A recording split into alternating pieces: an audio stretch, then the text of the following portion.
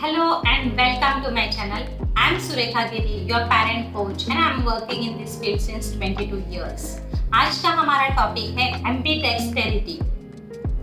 तो ये प्रोनाउंस करने के लिए इतना डिफिकल्ट है, तो एक्चुअली है क्या कंसेप्ट? ये बहुत इजी है समझने में। इसका मतलब होता है ability to use your both hands simultaneously. आप अपने हाथों को इक्वली यूज कर सकते हो।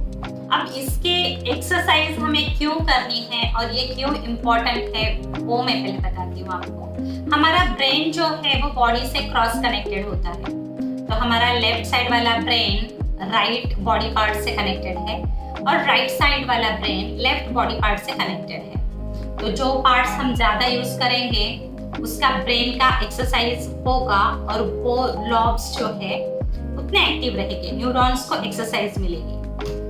उसके हिसाब से अगर हम कोई भी एक ही हाथ यूज करते हो तो क्या होगा, हमारा ब्रेन का कोई भी एक साइड ही अच्छे से डेवलप होगा, तो उसके जो फंक्शंस है वो ही अच्छे से डेवलप होते जाएंगे और वो एबिलिटी हम में आएगी। पर अगर हम एक हाथ यूज ही नहीं करते हैं या एक बॉडी पार्ट यूज ही नहीं करते हैं तो क्या होगा?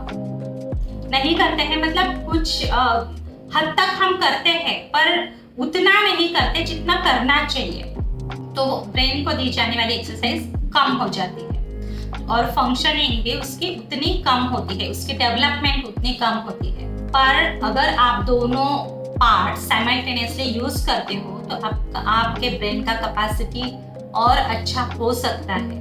तो अब ये कैसे होता है कि बाय बर्थ क्या हम ऐसे कोई भी एक ही हाथ यूज करते हैं? तभी हमने सोचा कोई लेफ्टी है और कोई राइटी है, ये कैसे बना? बाय बर्थ किसी भी बच्चे को ये नहीं पता होता है कि हमें कोई भी एक ही हाथ यूज करना है या दोनों यूज करना है या एक ही लेफ्ट हैंड यूज करना है।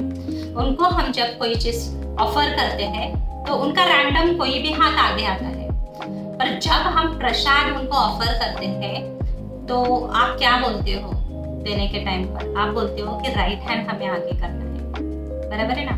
तो अगर हम राइट हैंड आगे करता है बच्चा और वो प्रसाद लेता है तो नेक्स्ट टाइम जब आप टॉय ऑफर करोगे तब उसको फटक से क्लिक होगा, नहीं मुझे राइट हैंड आगे करना है। जब आप थर्ड टाइम करोगे वापस वो रिकॉल होते जाएगा और वो हैबिट बनते जाएंगे कि हमें राइट हैंड से काम करना है, कोई भी काम करना है, अच्छा काम करना है तो वो राइट हैंड से होना चाहिए, ठीक है? और वो हैबिट डेवलप होते होते 90% लोग हमने देखा होगा कि वो राइटी होते हैं और लेफ्ट हैंड में उतनी स्ट्रेंथ नहीं होती है, उतनी इफिशिएंसी नहीं होती है कि वो साइमल्टेनियसली काम कर सके। तो जो बच्चों को हम हैबिट लगवाते हैं वो हमारा ही काम है। उनको बाय बर्थ कुछ भी पता नहीं होता है, हमें एक हाथ यूज करना है, दोनों यूज करना है। तो वो तो पेरेंट के ऊपर डिपेंड करता है कि आप अपने बच्चे को कैसे बनाना चाहते हो, उसकी डेवलपमेंट कैसे होनी चाहिए। तो अगर आप साइंटिफिकली देखते हो तो आपको दोनों बॉडी पार्ट साइमल्टेनियसली यूज करने चाहिए, ना कि उसे एक ही हाथ से सब काम करने के लिए मोटिवेट करना है। अब इसमें अगर बच्चा 3 साल का है तो क्या प्रॉब्लम्स आती है पेरेंट्स को, क्या प्रॉब्लम्स फेस करते हैं वो हम थोड़ा सा डिस्कस करेंगे। 3 इयर्स के पहले क्या होता है वो पहले देखते हैं। 3 इयर्स के पहले ये मसल्स डेवलप नहीं होते हैं, इसे मोटर स्किल्स कहते हैं।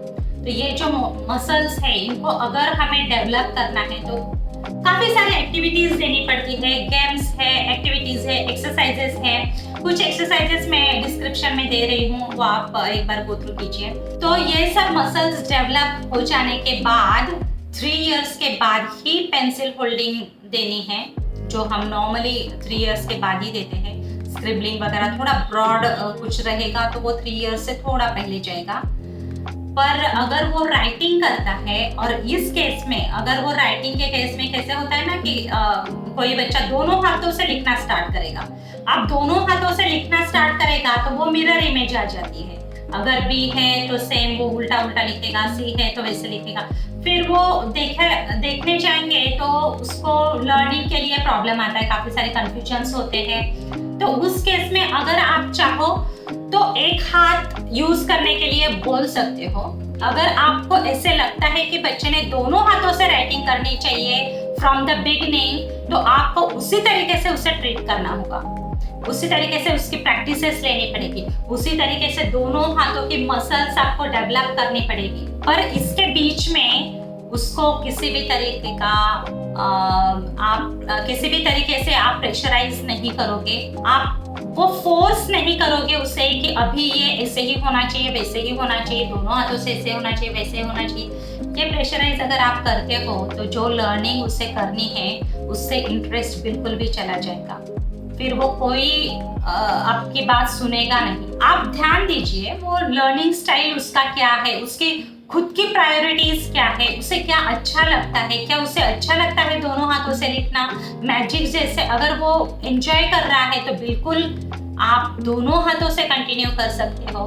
पर अगर बच्चे को लर्निंग में डिफिकल्टीज आ रही है, स्कूल से कंप्लेंट्स आ रही है, उस केस में आप उसे एक हाथ से ही राइटिंग सिखाओगे और थोड़ा बड़ा होने के बाद जब उसको सब लेटर्स, राइटिंग, नंबर सब चीजें आ जाती है, समझ लीजिए वो फर्स्ट सेकंड में जाता है, उसके बाद आप बोथ हैंड राइटिंग उसे सिखा सकते हो, तब भी उसका बेनिफिट होगा।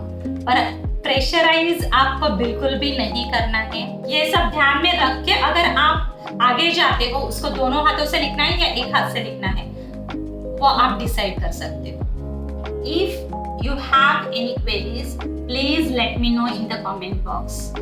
Thank you for watching my video. See you soon in the next video.